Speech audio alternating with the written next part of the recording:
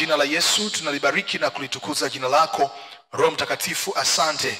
Ni wakati mwingine tena ambako Bwana tunakwenda kujifunza maneno yako ya uzima. Roho Mtakatifu, mwalimu mwema, zifunue kweli nyingi ambazo zimejificha katika neno lako. Wewe ni mwalimu mwema unayeweza kutufundisha na kutusaidia kuelewa. Lakini zaidi sana Mungu, siku ya jua tu haya tujalie kuyaishi na kuyatendea kazi katika maisha yetu, ili akalete badiliko la kweli litakaloonekana kwetu na kwenye watu wanaotutazama pia. Nijalie mtumishi wako usemi na hekima itokayo kwako ya kuweza kufundisha yote na kufafanua kwa kadiri ya neema yako katika siku ya leo. Katika jina la Yesu Kristo tumeomba tukiamini. Amen. Tunaendelea na somo ambalo tumekuwa tunajifunza linaloitwa Mkristo na maisha ya maombi. Mkristo na maisha ya maombi, na tumekuwa tumeendelea na kipengele kinachoitwa mambo muhimu moyo wa kila muombaji kuwa nayo. Mambo muhimu moyo wa kila muombaji kuwa nayo. Tulipokuwa tumeanza katika mwanzo wa somo hili, tuliangalia kweli mbalimbali za neno la Mungu kuhusu maisha ya maombi, na tukaona ya kwamba maombi sio tukio linalotakiwa kufanyika kwa vipindi au majira fulani tu mambo yanapoonekana kwenda ndivyo sivyo, ila maombi yanapaswa kuwa utaratibu wetu wa maisha ya kila siku kama Wakristo. Lakini pia tunaona namna ambavyo Yesu muasisi wa imani hii ya Ukristo alivyoweka msingi na mambo mengi akafundisha kwa habari ya maisha ya maombi. Tukaendelea mbele zaidi, tukaanza kuangalia sasa mambo muhimu moyo wa kila muombaji kuwa nayo. Tukaona jambo la kwanza ni imani ya Mungu kujibu tunayomwomba. Imani ya Mungu kujibu au kufanya tunayomwomba. Na hapo tuliangalia Biblia inasema yeyote amwendeaye Mungu lazima aamini kwamba yeye yupo na huwapa thawabu wale wamtafutao. Tukaenda mbele zaidi kwa kina, tukaangalia jambo la pili ni utayari wa Mungu kufanya katika namna anayoona yeye kuwa bora kwenye maisha yetu. Na tukaangalia sababu kama 5 za kwa nini kuna wakati Mungu huwa anajibu tofauti na vile tulivyomwomba. Tukaendelea jambo la 3, tukaona ni kina cha ufahamu wa neno la Mungu. Na Yesu aliweka wazi msingi huo, akasema hivi, kaeni ndani yangu na maneno yangu yakae ndani yenu. Alafu anasema lolote mtakalomuomba Baba hilo atalifanya. Tukaona jambo jingine lilikuwa la 4, ilikuwa ni moyo wa shukrani. Bwana asifiwe sana. Tulijifunza kwa kina kwa habari ya moyo wa shukrani, na mara ya mwisho tulipokuwa tunamalizia tuliishia hapo. Tulipoangalia kwa habari ya moyo wa shukrani, tuliona mambo kadhaa. Jambo la kwanza ni kwamba kila mtu anayo sababu ya kumshukuru Mungu kwenye maisha yake. Kila mtu anayo sababu ya kumshukuru Mungu kwenye maisha yake. Na tukasema ikiwa moyo wako unashindwa kumshukuru Mungu kwa yale ambayo umemwomba na hajakujibu, basi ukumbushe moyo wako kumshukuru Mungu kwa yale ambayo haukuomba lakini Mungu amekupa. Narudia tena. Ikiwa moyo wako unapata shida kumshukuru Mungu kwa sababu ya mengi ambayo umeomba na bado hajajibu, basi ukumbushe moyo wako kumshukuru Mungu kwa yale ambayo hukuomba lakini amekupa. Ama uliomba ila sio kwa kiwango hicho cha kuruhusu kuwa nayo, ila neema ya Mungu ilikusaidia ukayapata. Bwana asifiwe. Leo nataka tuendelee mbele zaidi, tukaangalia kitu kingine kwa habari ya mambo muhimu kufahamu kuhusu shukrani. Tumejenga msingi kwenye moyo wa shukrani kama sehemu muhimu unapokuwa katika maisha ya Ukristo na maisha ya uombaji. Hebu leo tukaangalia basi kwa kina zaidi mambo muhimu kufahamu kuhusu shukrani. Nitakupa mambo kadhaa tu ambayo kila wakati yatakusaidia kuwa Mkristo na muombaji mwenye moyo wa shukrani kwa Mungu. Mambo muhimu kufahamu kuhusu shukrani. Jambo la kwanza ni hili: Mungu anatarajia kutuona tukimshukuru. Jambo la kwanza ni Mungu anatarajia kuona tukimshukuru. Mungu tunayemwabudu anatarajia kutuona tukimshukuru kwa yote anayofanya kwenye maisha yetu. Ni jambo la msingi sana kwenye maisha yako ya kila siku. Mungu anatarajia kuona tunamshukuru. Tuanze na Isaya 51 na mstari ule wa 3. Isaya 51 na mstari ule wa 3. Biblia inasema, maana Bwana ameufariji Sayuni, amepafariji mahali pake palipokuwa ukiwa. Ona yale ambayo Mungu amefanya. Amefanya jangwa lake kuwa kama bustani ya Edeni, na nyika yake kama bustani ya Bwana. Furaha na kicheko zitaonekana ndani yake, kushukuru na sauti ya kuimba. Isaya anasema Mungu anaisaidia Sayuni. Bwana amebadilisha maisha yao. Mungu amefanya mambo kadhaa kwenye maisha yao, na anasema kwa sababu hiyo Mungu anatarajia furaha itaonekana kwao, lakini Mungu anatarajia shukrani itaonekana kwenye mioyo yao, lakini anasema zaidi sana Mungu anatarajia kusifiwa katika vinywa vyao. Kila ambacho Mungu anafanya kwenye maisha yetu, anatutarajia na kututazamia kuona tunarudi mbele zake tukiwa na moyo wa shukurani kila siku. Isaya anaeleza yale ambayo Mungu atafanya kwa ajili ya Sayuni, lakini pia anaeleza matarajio ya kile ambacho Mungu anakitarajia kukiona atakapoyasaidia maisha ya watu wake. Mungu anatarajia turudi kwake tukimshukuru. Bwana asifiwe. Naomba nikwambie jambo jingine. Shukrani ni utamaduni wetu, raia wa ufalme wa Mungu. Kila ambacho kinatokea kwenye maisha yetu kinapaswa kutukumbusha kumshukuru Mungu. Shukrani ni utaratibu wa sisi raia wa ufalme wa Mungu, na kila ambacho Mungu anafanya katika maisha yetu kinapaswa kutukumbusha kurudi mbele zake kwa moyo wa shukrani. Tuangalie Wakorintho wa pili sura ile ya 9. Wakorintho wa pili sura ile ya 9 mstari wa 1 mpaka wa 2 na mstari wa 6 mpaka mstari wa 12. Wakorintho wa pili sura ile ya 9 mstari wa 1 mpaka wa 2 na mstari wa 6 mpaka mstari wa 12. Biblia inasema hivi: kwa habari za kuwahudumia watakatifu sina haja ya kuwaandikia, maana najua utayari wenu unaojisifia kwa ajili yenu kwa Wamakedonia, kwamba Akaya ilikuwa tayari mwaka mzima, na bidii yenu imewatia moyo wengi wao. Lakini nasema neno hili, apandaye haba atavuna haba, apandaye kwa ukarimu atavuna kwa ukarimu. Mstari wa 7, kila mtu na atende kama alivyokusudia moyoni mwake, si kwa huzuni wala si kwa lazima, maana Mungu mpenda yeye atoaye kwa moyo wa ukunjufu. Mstari wa 8, na Mungu aweza kuwajaza kila neema kwa wingi, ili ninyi mkiwa na riziki za kila namna siku zote mpate kuzidi sana katika kila tendo jema.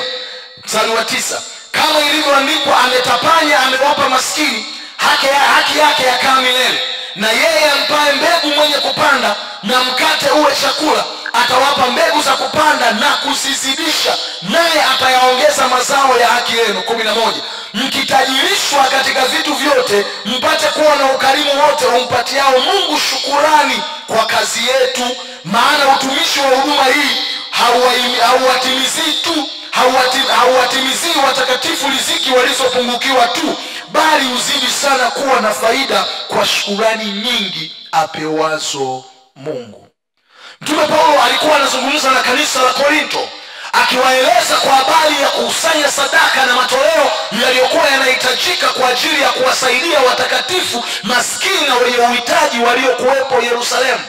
Anasema, ninaujua moyo wenu wa utayari, na kila mtu afanye kwa kadiri ya moyo wake unavyopenda. Anawapa shule ya utoaji kidogo. Anawaambia hivi, Mungu ameweka kanuni, maisha yanaongozwa na kanuni ya kupanda na kuvuna. Anasema apandaye haba atavuna haba, na apandaye kwa wingi Mungu atayazidisha maisha yake. Anaendelea zaidi akiwafundisha kanuni ya utoaji. Anawaambia kuna kitu cha msingi hapa.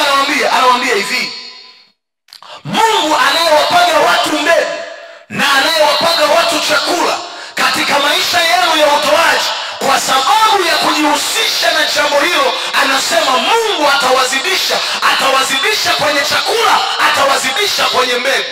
nikagundua jambo moja: kila pesa ambayo Mungu anakupa kwenye maisha yako, sehemu yake ni mbegu na sehemu yake ni chakula. Mwambie mwenzako usile yote.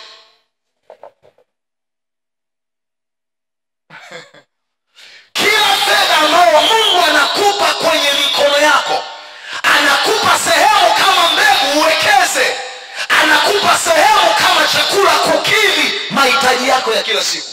Wakristo wengi Mungu anapitisha fedha kwenye mikono yenu, ila maisha yenu ni hand to mouth. Mnakula kila kitu. Nisikilize, kuna vitu utakuja kumlaumu Mungu, kumbe tatizo ni wewe na wala sio shetani. Kila fedha ambayo Mungu anakupa, kuna sehemu anakupa ni mbegu, kuna sehemu anakupa ni chakula. Mwambie jirani yako usile yote. Unajua utaratibu huu wa maisha umesumbua maisha ya watu wengi. Ndio maana hata wakati wa Farao alipoota ile ndoto, wakati madhara yanakaribia kutokea, Yusufu alipokuja, alikuja na hekima nzuri. Akawaambia hivi: mmekuwa mnakula chakula na mnamaliza. Kuna miaka 7 ya shibe, lakini kuna miaka 7 ya njaa. Sasa badilisheni akili zenu, msile kana kwamba kila siku chakula kitakuwepo. Anzeni kutumia sehemu kuwa ni akiba na sehemu kuwa ni chakula. Bwana asifiwe. Waendelea kula kile unachokipata. Mshahara midogo, pesa hazitoshi. Wakati unafikiri mdogo na pesa hazitoshi, kuna watu wanapata chini ya fedha yako, lakini wamenunua viwanja na wanajenga, wanasomesha watoto, wana ndugu zao wanawategemea, na bado maisha yanaendelea. Anaenda mbali zaidi, anamwambia kwa hiyo kwa habari ya maisha ya utoaji, endeleeni kufanya hivyo. Lakini anawakumbusha jambo lingine la msingi sana. Anamwambia hivi: Mungu anapowapa fedha, Mungu anapowabariki, anataka mzidi kuwa na moyo wa ukarimu, kwa sababu baraka za Mungu kwenye maisha yenu zina watu ambazo zinatakiwa kuyagusa maisha yao. Na naomba nimwambie, njia rahisi ya kufa katika maisha ya umaskini ni kila unachokipata kuishia na wewe na kutokugusa maisha ya watu wengine. Mithali anasema kuna atawanyaye huwa anapokea zaidi, kuna azuiaye huwa anaelekea uhitaji. Anawaambia Mungu anapowabariki, kuweni hili kwenye fahamu zenu ya kwamba unachokipata lazima kiwe na sehemu ya kugusa maisha ya watu wengine. Kwenye dunia hii ni wakumbushe watu wa Mungu, hata kama utajenga gorofa la vyumba 8, utalala kwenye kachumba kadogo tu na kasehemu kadogo cha kitanda chako, maisha yanakukumbusha kwamba vyote ulivyo navyo sio vyako, kuna sehemu ya maisha ya wengine. Mwambie jirani yako acha uchoyo.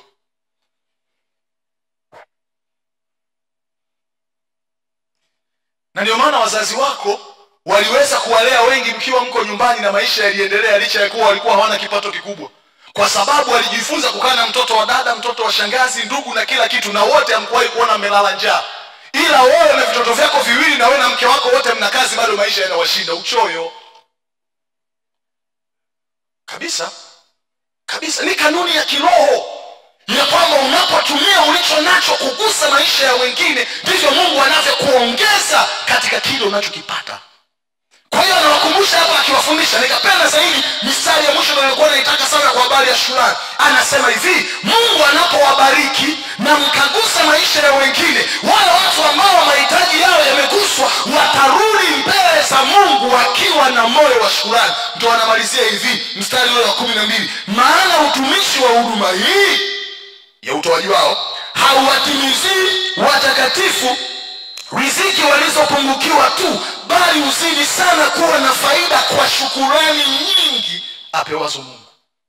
Kwa hiyo anasema watu hawa maisha yao na mahitaji yao yanapoguswa, wakirudi mbele za Mungu wataenda wakiwa na moyo wa shukrani, na kwa kadiri wanapomshukuru Mungu kwa kukutumia wao kuyagusa maisha yao, ndivyo ambavyo Mungu anakuongeza na kukuzidisha. Mungu anatarajia turudi kwake tukiwa na moyo wa shukrani. Bwana asifiwe. Ikiwa Mungu anatarajia turudi kwake tukiwa na moyo wa shukrani, nataka nikuoneshe kwa haraka kwenye pointi hiyo ya kwanza njia ambazo tunaweza kutumia kumshukuru Mungu. Kwa haraka tu nikwambie kama 3 hivi. Njia ambazo tunaweza kutumia kumshukuru Mungu. Njia ambazo tunaweza kutumia kumshukuru Mungu. Mungu ameweka namna zaidi ya moja ambayo tunaweza kuzitumia kumshukuru yeye, lakini anatamani kuona tunazitumia zote kwenye maisha yetu kumshukuru yeye. Mungu ameweka namna zaidi ya moja ambayo tunaweza itumia kumshukuru yeye, lakini anatarajia kuona tunazitumia zote kwenye maisha yetu kumshukuru yeye. Ameweka zaidi ya njia moja tunayoweza kumshukuru yeye, na anatarajia kuona tunazitumia zote kumshukuru yeye. Namna ya kwanza ni shukrani kwa njia ya sadaka za shukrani. Ni shukrani kwa njia ya sadaka za shukrani. Utaona ukweli huo kwenye Zaburi ya 50 na mstari wa 14. Shukrani kwa njia ya sadaka za shukrani. Biblia inasema hivi, Zaburi ya 50:14, mtolee Mungu dhabihu za kushukuru, mtimizie aliye juu nadhiri zako. Anasema mtolee Mungu dhabihu za kushukuru, mtimizie Mungu nadhiri zako. Anazungumza na watu ambao yamkini waliwahi kuweka nadhiri kwa Mungu. Anasema hivi, kila wakati unapomwekea Mungu nadhiri kwenye mambo mbalimbali, jifunze kutimiza nadhiri yako, na ukikamilisha nadhiri yako jifunze kumshukuru Mungu kwa yale aliyoyafanya. Na watu wengi wao wanafikiri akitoa nadhiri amemaliza. Anasema hivi, nadhiri ni sehemu ya ahadi yako, na kwa kuwa Mungu amefanya, nenda tena mbele zake ukiwa na shukrani. Namna ya kwanza ambayo tunaweza mshukuru Mungu ni kwa sadaka za shukrani. Zaburi 107 mstari wa 18 mpaka mstari wa 22. Jifunze sana kumshukuru Mungu. Jifunze, ufundishe moyo wako kumshukuru Mungu. Zaburi 107 mstari wa 18 mpaka mstari wa 22. Na naomba niwaambie hata wazee wa kanisa, na shukuru hapo waga msemaji hilo neno. Nimesikia kwenye baadhi ya makanisa watu wameenda kutoa sadaka za shukrani, alafu kiongozi wa ibada anatangaza, anasema jamani, njooni tuwasindikize watu kwenye sadaka ya shukrani. Hatunaga kusindikizana kwenye sadaka za shukrani wewe. Hakunaga hilo jambo. Ni either unamshukuru Mungu pamoja nasi au umshukuru kabisa. Tunaposema tuseme hivi, watu hawa wamekuja kumtolea Mungu sadaka za shukrani, tunaweza kuja kuungana pamoja nao kumshukuru Mungu kwa yale ambayo amefanya kwenye maisha yao, au ambayo pia amefanya kwenye maisha yetu. Tunaelewana vizuri eh? Tunaenda pamoja eh? Nataka hilo liingie kwenye fahamu zako. Zaburi ya 107 mstari wa 18 mpaka mstari wa 22 anasema, nafsi zao zachukia kila namna ya chakula, wameyakaribia malango ya mauti. Ona hii hali ilivyokuwa mbaya. Wakamlilia Bwana katika dhiki zao, akawaponya na shida zao. Hulituma neno lake huwaponya, huwatoa katika maangamizo yao. Baada ya hayo yote 21 anasema sasa, na wamshukuru Bwana kwa fadhili zake na maajabu yake kwa wanadamu. Mstari wa 22, na wamtolee dhabihu za kushukuru na kuyasimulia matendo yake kwa kuimba.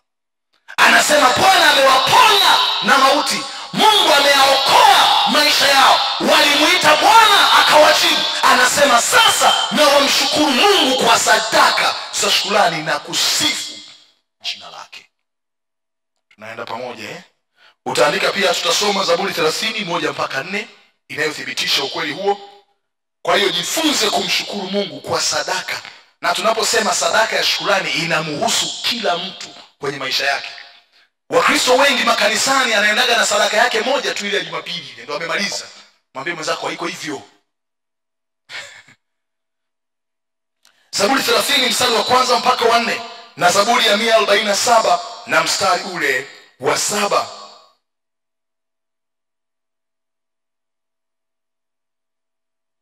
Namna ya pili ya kumshukuru Mungu. Tunaweza kumshukuru Mungu kwa njia ya shukrani, kwa njia ya nyimbo, maombi na shuhuda.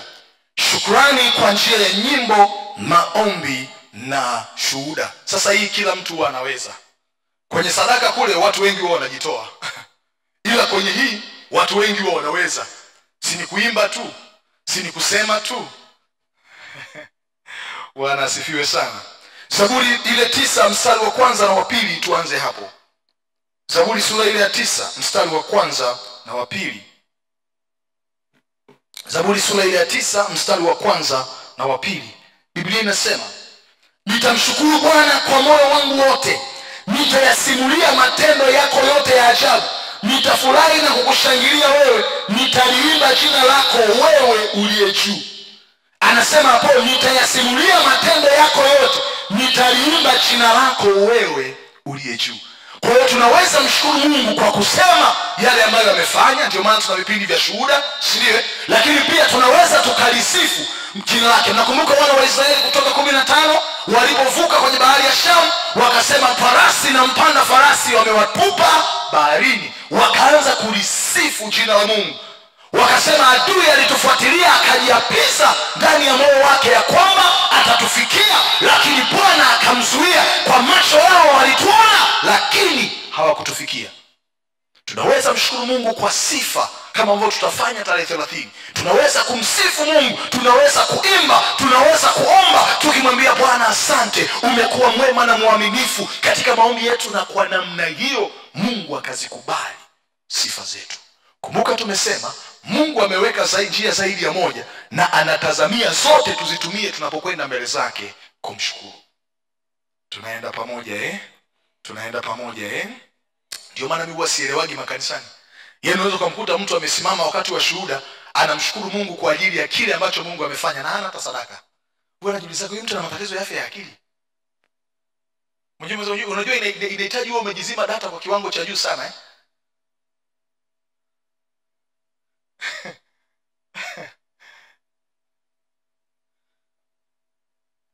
Okay. Namna ya tatu, tunaweza kumshukuru Mungu kwa njia ya shukrani, kwa njia ya utumishi. Shukrani kwa njia ya utumishi. Shukrani kwa njia ya utumishi.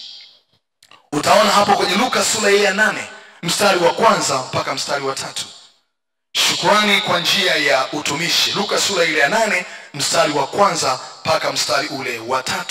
Biblia inasema, ikawa baada ya hayo alikuwa akizunguka katika miji na vijiji, akihubiri na kuitangaza habari njema ya ufalme wa Mungu.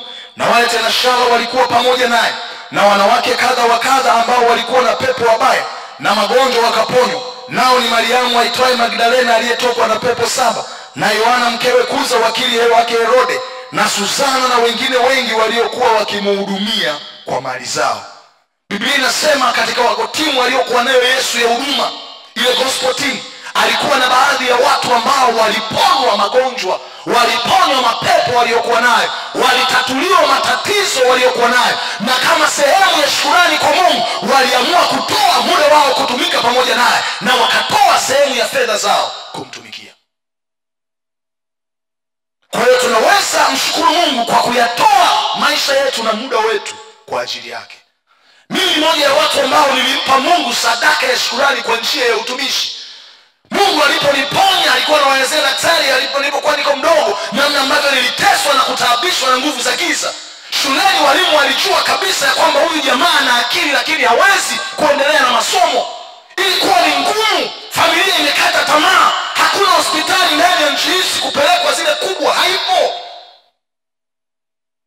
Mungu aliponiponya na kukomesha yale mateso, nikamwambia Bwana, moja ya sadaka nitakayokupa kwenye maisha yangu ni kutoa maisha yangu nikutumikie.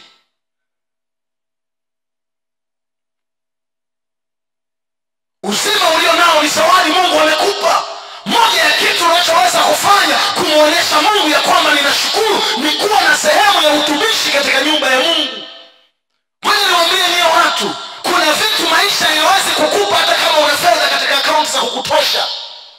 Na ndiyo sababu kuna watu wana fedha lakini magonjwa walio nayo wanatamani watoke hospitali lakini hawawezi, wamelala chini. Afya ni mtaji.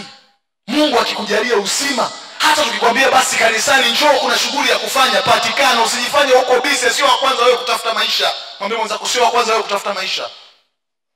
Wapo walioyatafuta na wameacha, na hawajapata sasa. Unanielewa Ndio. Usijipe umuhimu kwa vitu ambavyo havikupi umuhimu kwenye maisha. Moja ya kitu tunachoweza kufanya kwa ajili ya Mungu kama sehemu ya shukrani kwa mengi ambayo Mungu anafanya kwenye maisha yako ni kumtumikia Mungu kwa namna mbalimbali. Bwana asifiwe. Bwana asifiwe. Tumesema Mungu, pointi ya kwanza tunajifunza kwa habari ya kweli muhimu kufahamu au mambo muhimu kufahamu kuhusu shukrani, si ndio? Jambo la kwanza tumesema ni moja, Mungu anatarajia kuona tunamshukuru. Hiyo ni kweli ya msingi sana, namba moja. Mungu anatarajia kuona tunamshukuru, na tumeangalia namna kama 3 kwa haraka ambazo tunaweza kuzitumia kumshukuru Mungu. Namna ya kwanza ni sadaka, namna ya pili ni maombi, sifa na shukrani, na namna ya 3 ni utumishi katika kama sehemu ya uzima na afya au baraka ambazo Mungu ametupa kwenye maisha yetu. Sasa kama Mungu anatarajia kuona tunamshukuru, ni vizuri sana ukayaelewa matarajio ya Mungu ni nini kwenye maisha yako, si ndio? Lazima niende kwa kina kidogo nifafanue, kwa sababu ukisema tu Mungu anatarajia kuona ninamshukuru, kwa yapi? Kwa hiyo tukaangalia sasa matarajio ya Mungu kwetu kuhusu shukrani. Matarajio ya Mungu kwetu kuhusu shukrani. Matarajio ya Mungu kwetu kuhusu shukrani. Tumeona jambo la kwanza kufahamu ni kwamba Mungu anatarajia na kutazamia kuona tunarudi mbele zake mara kwa mara tukimshukuru. Sasa matarajio yake ni nini kwetu kwa habari ya shukrani? Jambo la kwanza, andika hivi kabla hujaanza kuandika hiyo pointi ya kwanza, ya kwamba Mungu anatarajia kuona tukimshukuru katika mambo yafuatayo. Mungu anatarajia kuona tunamshukuru katika mambo yafuatayo. Mungu anatarajia kuona tunamshukuru katika mambo yafuatayo. Yako mengi sana kwenye maisha, lakini nimejaribu kugusa machache tu ili angalau upate mwanga katika matarajio ya Mungu. Amina. Andika hapo tumshukuru kwa mambo yaliyokuwa shauku yetu. Tumshukuru kwa mambo yaliyokuwa shauku yetu. Tumshukuru kwa mambo yaliyokuwa shauku yetu, maombi yetu. Tumshukuru Mungu kwa mambo yaliyokuwa shauku yetu, maombi yetu, mipango yetu. Tumshukuru Mungu kwa mambo yaliyokuwa shauku yetu, maombi yetu, mipango yetu au maono yetu ambayo ametusaidia yamekuwa halisi kwenye maisha yetu. Moja, tumshukuru Mungu kwa mambo yaliyokuwa shauku yetu, maombi yetu, mipango yetu au maono yetu ambayo ametusaidia yamekuwa halisi kwenye maisha yetu. Watu wa Mungu, naomba niwaambie kitu wanangu. Kila mmoja unapoyatazama maisha yako, kuna vitu ulikuwa unatamani uvifikie, kuna level ulikuwa unatamani ufike, haukujua utafikaje, lakini ile shauku uliigeuza kuwa maombi. Ulikuwa na mipango ambayo ulitamani kuikamilisha, lakini bila Mungu usingeweza. Ila leo unapoyatazama maisha yako, unaona kabisa ya kwamba Mungu ameyafanya yale mambo yaliyokuwa mawazo yako yamekuwa halisi kwenye maisha yako kabisa. Kuna wengine mlikuwa mnatamani kusoma na wazazi wenu kwenye hali ya maisha ya kwenu walitamani kuona angalau basi mnafika mahali fulani. Uwezo ulikuwa hauruhusu, lakini Mungu ametimiza hizo ndoto. Leo umekamilisha maisha yako, umefika. Kuna watu mlikuwa mnatamani angalau maisha yako yatofautiane na hali ya kijijini kwenu ya ndugu zako. Ilikuwa ni shauku yako, yalikuwa ni maombi yako, na Mungu amekusaidia. Ndoto tulizokuwa nazo, mipango tuliyokuwa nayo, shauku tulizokuwa nazo, Mungu baada ya kuwa amezitimiza na kuzifanya kuwa halisi kwenye maisha yetu, anatarajia kuona mara kwa mara tunarudi kwake tukiwa na moyo wa shukrani. Nilikuwa namwambia mke wangu jana, nikawa namwambia hivi, mama yenu, moja ya ndoto yetu kubwa wakati tukiwa tumeoana, tuliweka malengo, Mungu akitusaidia, ndani ya miaka 3 ya mwanzoni mwa ndoa yetu tuwe tumejenga nyumba nzuri na kukaa ndani yake. Yaani bado hatujaenda kwenye harusi, wakati wa uchumba tukiwa moja ya mavitu tunajipanga na kujiandaa, ilikuwa ni moja ya maombi yetu, si ndio mama? Mungu akatusaidia ndani ya miaka 5 ya mwanzoni tukajikuta kwamba tumefanikisha lile jambo zaidi ya tulivyofikiri. Nikawa namwambia jana, nikamwambia tunaweza tukaona ni jambo la kawaida, lakini nikamwambia kila wakati mke wangu tuwe tunajikumbusha ndani ya fahamu zetu ya kwamba kuna watu walioana katika muda tulioana sisi, lakini mpaka leo hawana kwao, ila Mungu ametusaidia tunatokea nyumbani kwetu. Nikamwambia tujikumbushe, kuna nyakati muda wa kulipa kodi ulikuwa unafika na fedha hatuna, tunahaa na kuhangaika tukimtazamia Mungu, lakini leo hatuna hiyo stress tena. Kila wakati ukumbushe moyo wako juu ya mambo yaliyokuwa ndoto yako na mawazo yako, na Mungu ameyafanya kuwa halisi kwenye maisha yako.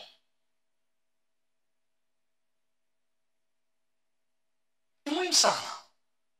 Mungu anatarajia kuona tunamshukuru kwa mambo ambayo yalikuwa ni shauku yetu, yalikuwa ni malengo yetu. Unaweza kufikiri mipango yako inaenda na ndoto zako zinatimia kwa sababu una akili sana, kwa sababu unajua sana. Uongo. Kuna watu wana akili na wanajua kuliko wewe, lakini hawajaweza. Kila ambalo lilikuwa ni ndoto yako na shauku yako, mwambie Mungu asante, umbali huu Bwana umenipa kufika, ninakushukuru. Unapoyatazama mambo mbalimbali ambayo jana ilikuwa ni maombi yako, leo Mungu ameyafanya kwenye maisha yako, uwe na wakumbusha mabinti zangu wale ambao Mungu amewasaidia kuwa na maisha ya ndoa na familia. Jifunzeni kumshukuru Mungu kwa ajili ya hayo. Kuna watu mpaka leo bado hayo ni maombi yao na wameshafika 45 hawaoni nuru. Alafu wewe wankolea hata 30 hujafikisha umeshaolewa. Wenzako wamegonga 45 wanaelekea 50 hawaoni nuru. Hana mtoto, hana ndugu, hana nini, yani kwenye maisha yake ni jeshi la mtu mmoja.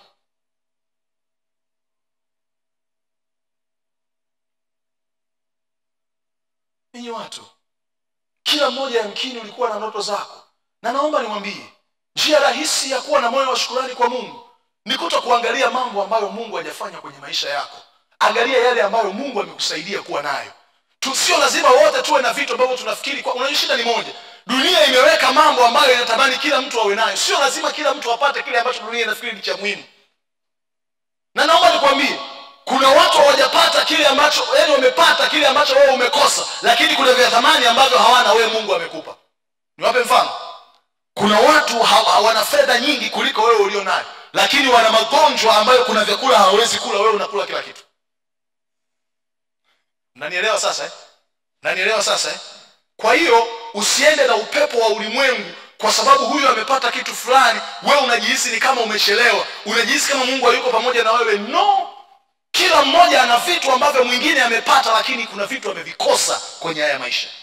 Shukuru Mungu kwa yote ambayo Mungu amekusaidia kwenye maisha yako. Tunaenda pamoja watu wa Mungu. Tunaenda pamoja kanisa la Bwana. Utaona ukweli wao kwenye Luka sura ile ya 2. Andika Luka sura ile ya 2.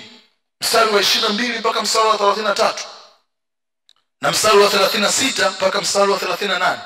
Luka sura ile ya 2, mstari wa 22 mpaka wa 33. Na mstari wa 36 mpaka mstari wa 38.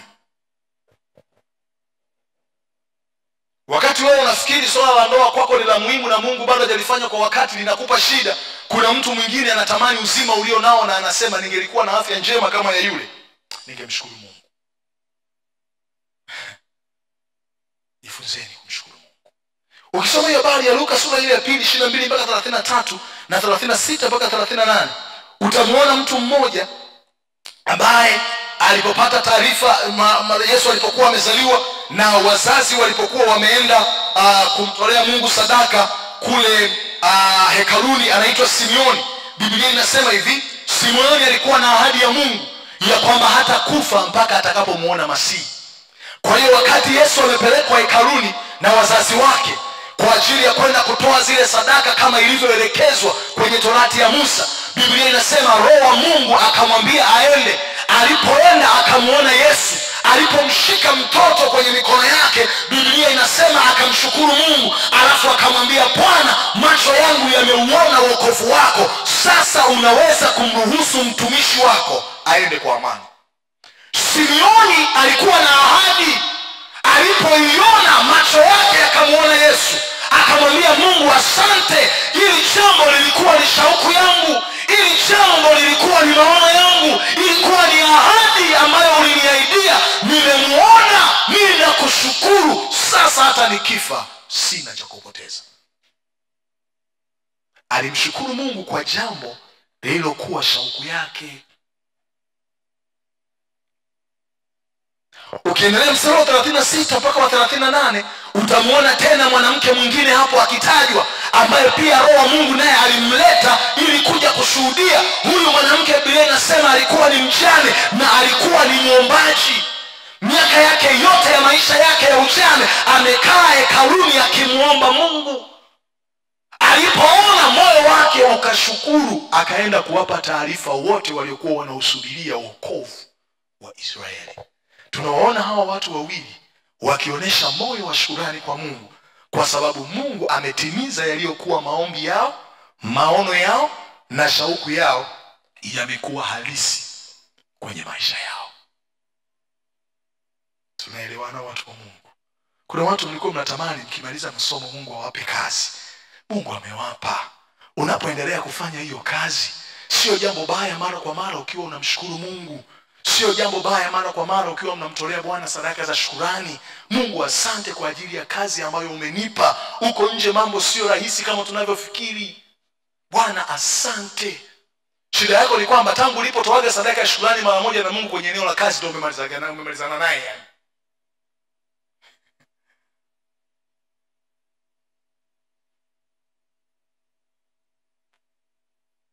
Biblia inasema Mungu anatarajia kuona tunamshukuru kwa yale ambayo yalikuwa ndoto zetu, mipango yetu, shauku zetu, lakini Bwana ametusaidia. Amina. Utaona pia kwenye Danieli 2 mstari wa 1 mpaka wa 23, hatutasoma hapo, utaandika, takuelezea kidogo. Danieli sura ile ya 2 mstari wa 1 mpaka mstari ule wa 23. Utaona hapo kwa habari ya mfalme Nebukadreza kwenye Danieli 2:1 mpaka 23. Mfalme Nebukadreza aliota ndoto, na alipoota ndoto ile ndoto ikamfadhaisha sana, lakini alipoamka asubuhi akawa anataka kujua maana ya ile ndoto ni nini. Akawaita wachawi wa Babeli ili wamueleze maana ya ile ndoto. Wachawi wale bahati mbaya walipomuuliza lile swali, Nebukadreza hali ikawa ngumu zaidi, akasema, ile ndoto niliyoota nimesahau. Ilikuwa nikasheshe. Yani umeota ndoto, ile ndoto imekufadhaisha, unatamani ujue maana yake, lakini umefanya nini? Umesahau. Unajua ilikuwa ni rahisi waganga kumdanganya katika tafsiri endapo angewaambia ile ndoto aliyoiota, na baadaye akawaambia ya kwamba najua mnaniuliza maana mnataka mnipe uongo kwenye maana. Mimi nimeota, ile ndoto haikuwa njema, lakini nimesahau. Kwa hiyo tunaanzia kwenye ndoto niliyoota na maana yake.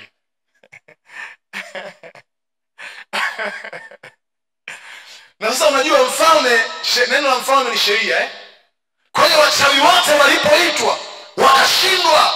Biblia inasema aliposikia Danieli akamwambia kiongozi mmoja, ni kweli mfalme amewaita wakuu wote na wachawi wa Babeli wameshindwa. Hebu tupo muda sisi tukamtafute Mungu, tusikie Mungu anayefumbua mambo ya siri, anayeyajua yaliyo moyoni, atatuambia nini kuhusu jambo hili. Nisikilize wewe nikwambie, kuna watu hujawajua kwenye maisha kwa sababu hujaamua kuomba. Siku ukiamua kuwaombea utashangaa Mungu anafunuaga mambo mengi yanayohusu maisha yao mpaka mwenyewe utaogopa.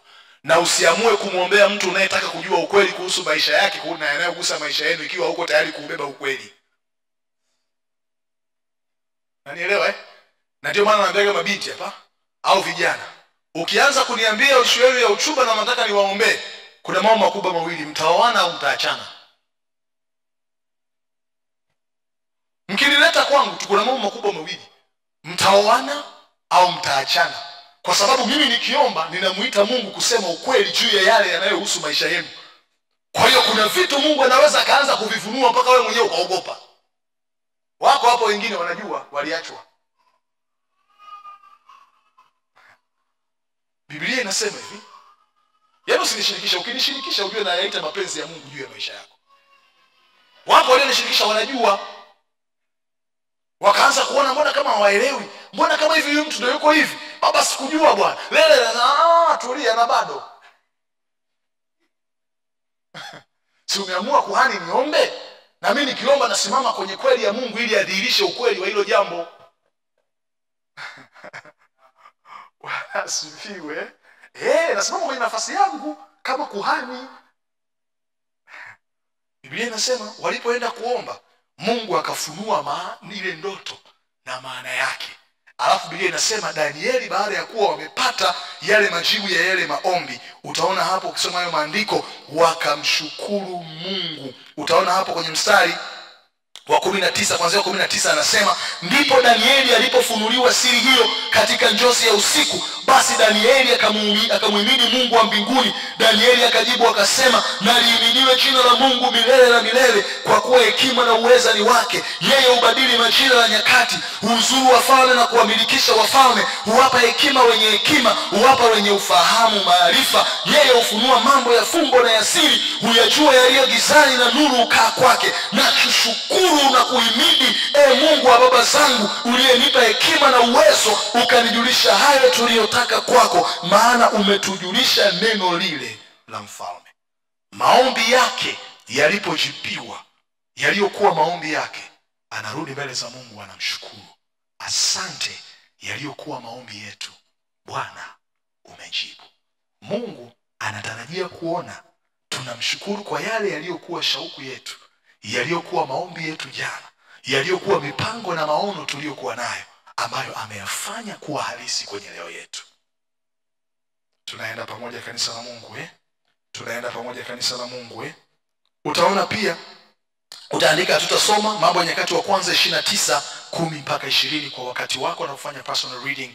Utapitia Mambo ya Nyakati wa Kwanza 29 mstari wa 10 mpaka wa 20.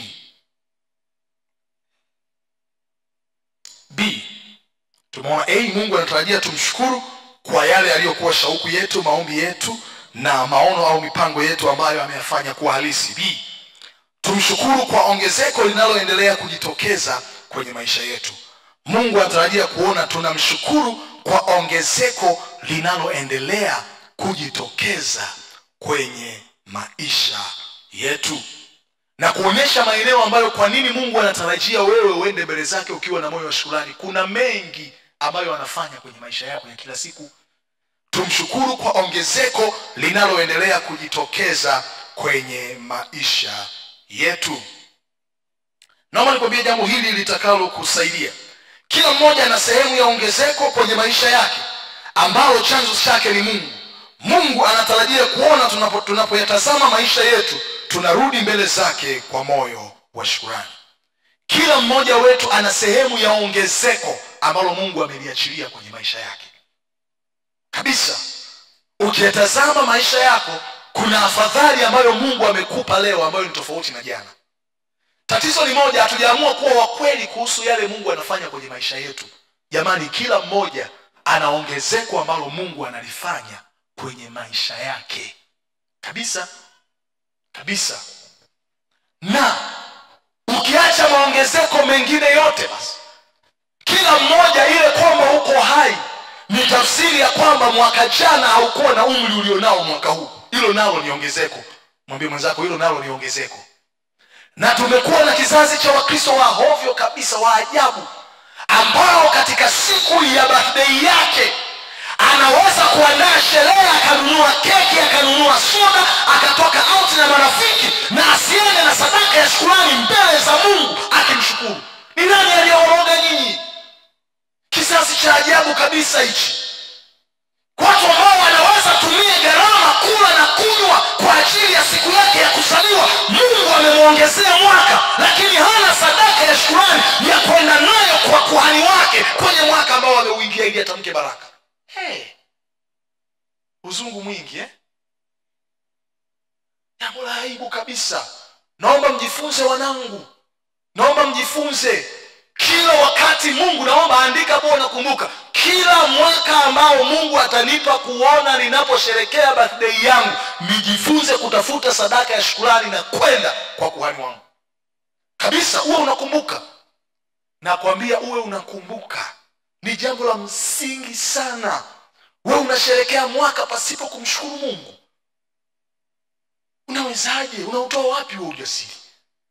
Ni utaratibu wa kizungu unatubeba. Tunaona ni jambo la kawaida. Yaani mtu anaweza akatumia 100,000, 250,000, 300,000 aka have fun na friends, alafu anaona yaani anaishia kutupa picha kule status na nini, wanaangalia na sema mbumbumbu hawa.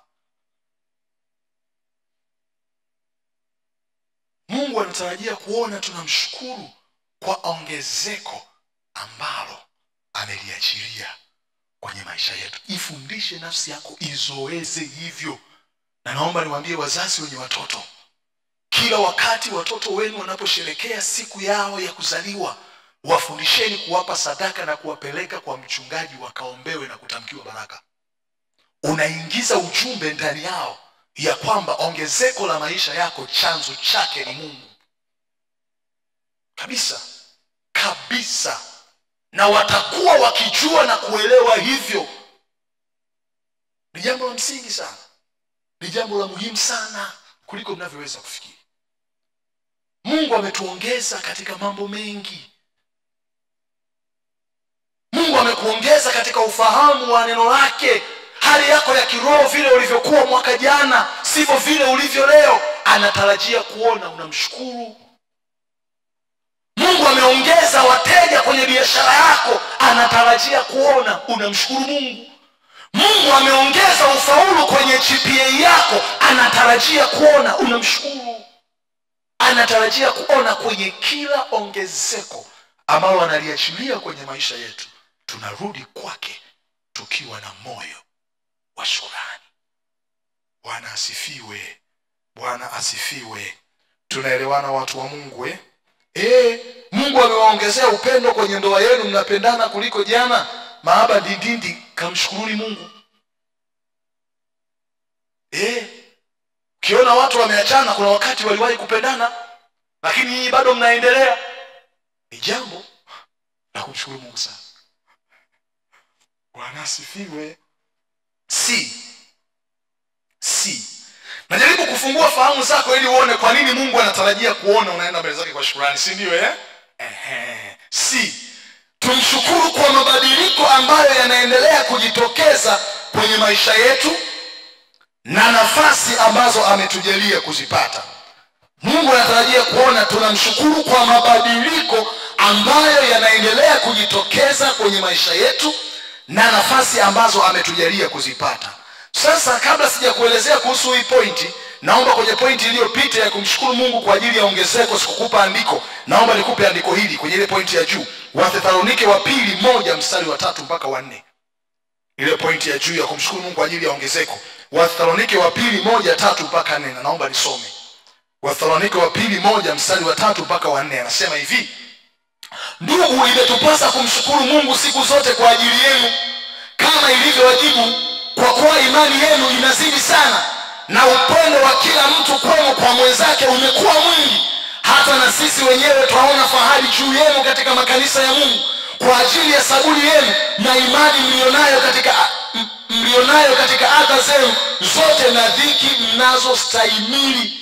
Mtume Paulo aliambia kanisa la Thesalonike, tunamshukuru Mungu kwa ongezeko la imani yenu pamoja na dhiki na mateso mnayoyapitia kama kanisa, lakini imani yenu imezidi. Lakini anawaambia zaidi sana, tunamshukuru Mungu kwa ajili ya ongezeko la upendo kati yenu kila mmoja na mwenzake. Naelewa sasa hapo Haya, tumesema ni tumshukuru Mungu kwa mabadiliko ambayo yanaendelea kujitokeza kwenye maisha yetu na nafasi ambazo ametujalia kuzipata. Angalia anatuandika hapo Timotheo wa kwanza 1 mstari wa 12 mpaka mstari wa 13. Timotheo wa kwanza sura ya kwanza mstari wa 12 mpaka mstari ule wa 13. Timotheo sura ile ya kwanza mstari wa 12 mpaka mstari wa 13. Biblia inasema hivi: nami namshukuru Kristo Yesu Bwana wetu, aliyenitia nguvu, kwa sababu aliniona kuwa mwaminifu, akaniweka katika utumishi wake. Tutulie hapo.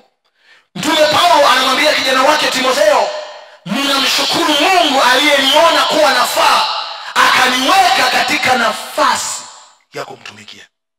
Yaani Paulo anaona mimi sikustahili, lakini Mungu kwa neema yake amenipa nafasi nilionayo. Anaendelea mstari wa 13. Ingawa hapo kwanza nilikuwa mtukanaji, anaeleza CV yake sasa. Kwa nini anamshukuru Mungu? Nilikuwa mtukanaji, mwenye kuudhi watu, mwenye jeuri, lakini nilipata rehema kwa kuwa nalitenda hivyo kwa ujinga na kwa kutokuwa na imani.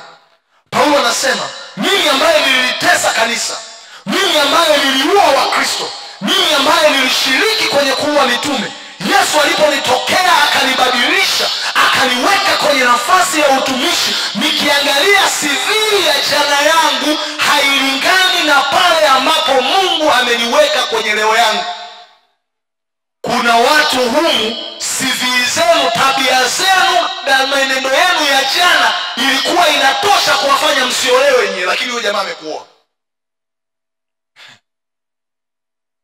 Yaani kuna watu mpaka unajiuliza imekuwaje huyu ameolewa. Yaani tabia zake, mwenendo wake, maisha yake, historia ya jana yake, lakini Mungu akiamua kumbadilisha mtu na kumweka mahali, hakuna anayeweza kuzuia.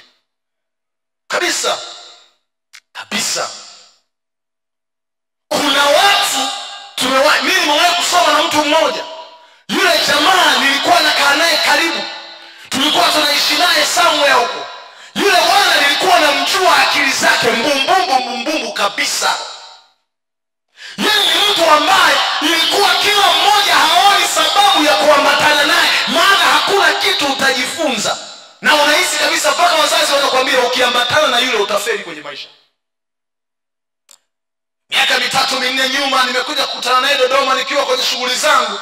Yule bwana sasa hivi ni engineer wa TANROADS.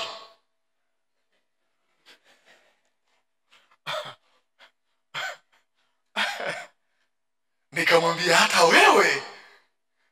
Akanieleza namna ambavyo baadaye alibadilika, akaamua kufocus kwenye maisha. Baba alipofariki na kuondoka akabaki na mama, akasema nikajua maisha yamebadilika, hapa siwezi, nisipoamua kuwa serious sitoboi. Ni engineer sasa hivi. Alafu jambo la ajabu, ikatokea siku moja nikawa nimeenda pale Dodoma stendi, nikiwa niko napita naenda kuweka mafuta kwenye gari, nikakutana na jamaa mmoja ambaye tulikuwa tunasoma naye division 1 mzee. Division 1. Nimemkuta yuko pale, akaniona, Makinga mtumishi unaendeleaje? Bado umeokoka bwana? Nikamwambia yani mwendo ni ule ule. Nilisoma naye Olevo. Yuko pale anavuta bangi, anaonekana anavuta sigara, amechoka. Nikamwambia nini kimetokea? Unajua kuna watu ulikuwa mkikaa nao darasani kwa namna mnaona kabisa hawa kama kesho imeshaandaliwa kwa ajili yao. Nikasema kuna wakati Mungu anawapa watu nafasi kwenye maisha ambazo hawakustahili, lakini neema ya Mungu inawatengeneza na kuwasaidia wanakuwa zaidi ya vile watu walivyotarajia. Mwambie jirani yako, kaa na mimi vizuri, kesho yangu itakushangaza.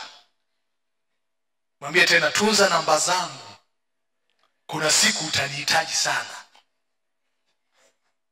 Na ndio maana usimkatie mtu tamaa, wala usije kufikiri atakuwa hivyo ambavyo unadhani atakuwa siku zote. Lolote linaweza kutokea. Mungu anataka tuwe watu wenye moyo wa shukrani kwa kumshukuru kwa mabadiliko ambayo anayafanya kwenye maisha yetu. Kuna watu Mungu amewabadilisha tabia kuliko mnavyofikiri. Kabisa. Kuna watu Mungu amebadilisha hali zenu za kiroho kuliko mnavyofikiri. Kuna watu Mungu amekuza imani yenu, kadiri mnavyoendelea kulifahamu neno ndivyo ambavyo mambo mliokuwa mnayaogopa zamani hayawatishi tena. Kuna watu mlikuwa mnadhani mtakufa, lakini mpaka leo Mungu amewatunza bado mko hai. Mungu anataka tumshukuru kwa ajili ya mabadiliko ambayo anayaachilia kwenye maisha. Kuna mambo uliomba kwa ajili ya watoto wako, kuna vitu Mungu amevibadilisha. Anatamani kuona unamshukuru Mungu kwa ajili ya hilo. Bwana asifiwe.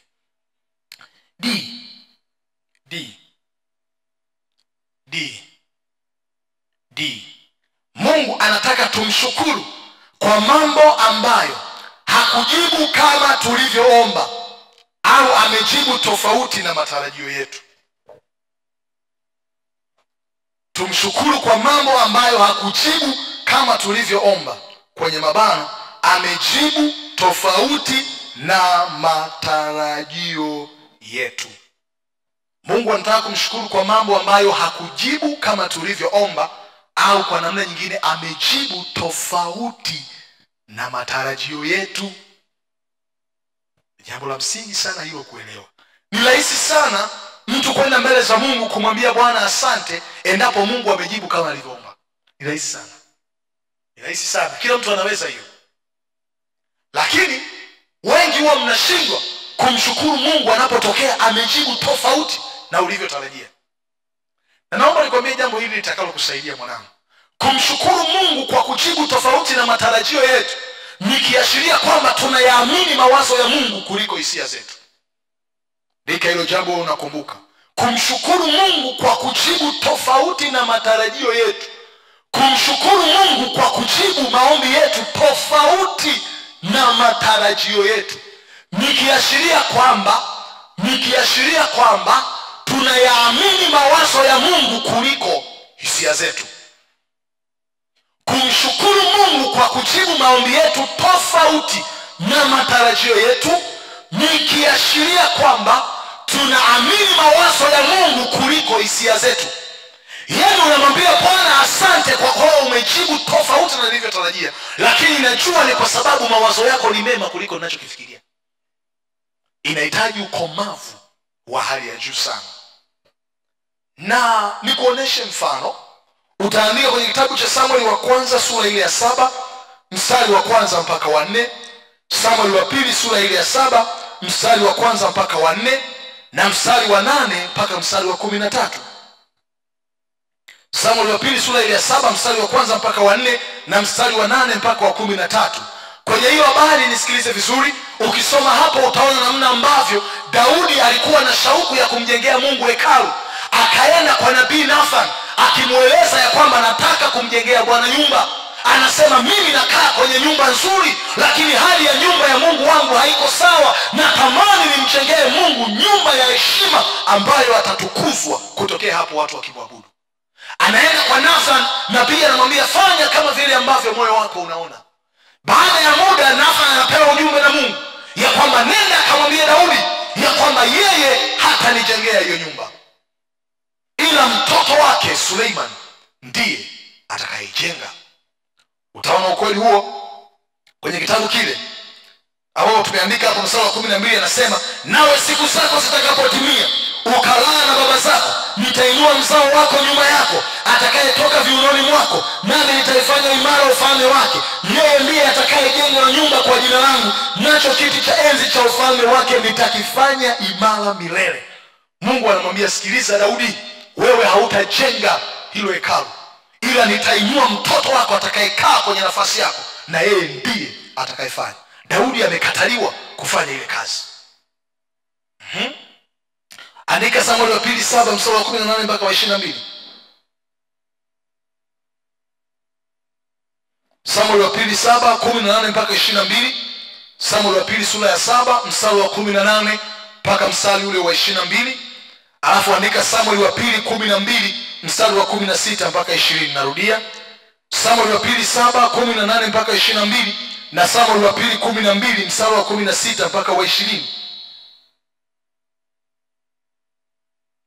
Biblia inasema hivi, Mungu akakataa, akamwambia Daudi ya kwamba sio wewe utakayeijenga nyumba hii, ila mtoto wako ndiye atakayeijenga.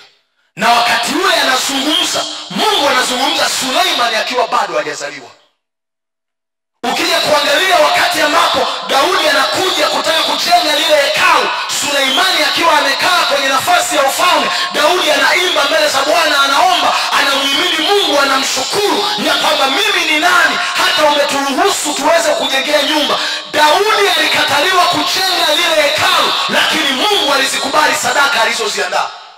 Daudi akasema, ninakushukuru Mungu, mimi nilitamani nikujengee, umekataa, lakini sadaka zangu umezikubali. Mimi nilitaka nifanye, umekataa, lakini umekubali mwanangu afanye. Yeye amekataliwa asifanye, ila anamshukuru Mungu kwamba wazo alilokuwa nalo Mungu amelipitisha kwa namna nyingine litatimia. Mnanielewa sasa Mnanielewa sasa Tunapaswa kumshukuru Mungu hata kwa yale ambayo Mungu amefanya kinyume na matarajio yetu. Kinyume na matarajio yetu. Na ile niliwaambia pale kwenye Samueli wa pili 12 mstari wa 16 mpaka wa 20, utaona Daudi alipozini na mke wa Uria Mhiti, Biblia inasema akamuua Uria Mhiti na mke wa Uria Mhiti akazaa mtoto. Biblia inasema hivi, mtoto alipozaliwa Mungu akamwambia nitamuua, hataishi. Daudi akaingia kwenye maombi ya mfungo akiomba, mpaka wafanyakazi wakaanza kumuonea huruma. Baada ya muda yule mtoto akafariki. Mungu alipoacha kujibu kama Daudi alivyoomba, mtoto akafa. Daudi akainuka akaenda hekaluni, anaenda kumshukuru Mungu. Anamwambia Mungu, hata kama umefanya tofauti na matarajio yangu na shauku yangu, bado wazo lako ni jema kuliko langu. Mungu anatarajia kuona tunamshukuru hata kwa yale yanayoonekana kuwa tofauti na matarajio yetu. Kuna namna yetu tulitamani iwe, tulipenda, lakini anapokuja tofauti na vile tulivyotarajia, tunapaswa kumshukuru. Na shukrani zetu zinamaanisha tunayaamini mawazo yako kuwa ni bora na ni mema kuliko hisia zetu na mipango yetu. Na naomba nikwambie iko hivi, Mungu akijibu tofauti na matarajio yako, uwe na uhakika jibu lake litakuwa bora zaidi ya matarajio yako. Na Mungu akikupa jambo kwa kuchelewa kwenye maisha yako, ujue ya kwamba majibu yake na matokeo yake yatawatisha mpaka wale waliowahi kupata kabla yako. Mmenisikia nilichokisema? Mungu akijibu tofauti na matarajio yako, uwe na uhakika atakachokupa kitakuwa bora kuliko matarajio. Unaniangalia, andika wewe, unakumbuka, sio unakasirika Mungu ambapo anaacha kufanya. Mungu akijibu tofauti na matarajio yangu, atakachonipa kitakuwa bora zaidi ya matarajio yangu. Mungu akijibu tofauti na matarajio yangu, atakachonipa kitakuwa bora zaidi ya matarajio yangu. Na Mungu akinijibu kwa kuchelewa, majibu yake yatawatisha wale waliowahi kupata kabla yangu. Yatawaogopesha waliowahi kupata kabla yako. Kama unabisha, kamuulize Hana na Penina, watakwambia. Penina aliwahi kupata watoto akahisi ametoboa. Hana alipokuja kupata Samueli, kuna mahali mnasoma habari za watoto wa Penina hata mmoja kwenye Biblia? Kuna mahali unasoma? Hawapo. Kwani nini kilitokeaje kwa Elizabeti mama yake na Yohana? Mpaka wamefika kwenye hali ya uzee hawakuwa na mtoto. Lakini siku Mungu alipowapa mtoto, dunia yote ilijua wakati wake ya kwamba kuna Yohana Mbatizaji. Usiende mbali sana, kamuulize Daudi wakati ambapo Mungu aliruhusu yule mtoto wakati anamuombea asife akafa. Utaona kwenye Samueli wa pili 12 mstari wa 24 mpaka 25, likiwa ni andiko letu la mwisho. Samueli wa pili 12 mstari wa 24 mpaka 25, Biblia inasema, naye Daudi akamfariji Bathsheba mkewe, akaingia kwake akalala naye, naye akazaa mwana, akamuita jina lake Suleimani, naye Bwana akampenda, akapeleka kwa mkono wa Nathani nabii, naye akamuita jina lake Edidia kwa ajili ya Bwana. Mungu aliporuhusu yule aliyemuomba mtoto asife, aliyezaa na mke wa Uria Mhiti, akafa, Biblia inasema maisha yalipoendelea, Mungu akampa mwana mwingine ambaye ni Suleimani, ambaye alikuja kuwa bora na kufanya mambo makubwa kwenye utawala kuliko alivyofikiria. Mungu akiacha kujibu kama ulivyoomba, uwe na uhakika akija na majibu yake uwe yanakuwa bora zaidi ya matarajio yako. Lakini Mungu ukiona ni kama amechelewa na wengine ni kama wamewahi kupokea yale ambayo wewe ulikuwa unatamani, uwe na uhakika Mungu atakapoyaleta hayo kwenye maisha yako, wale waliowahi kabla yako na kufikiri kwamba umechelewa, itawatisha na kuwaogopesha. Naomba tusimame.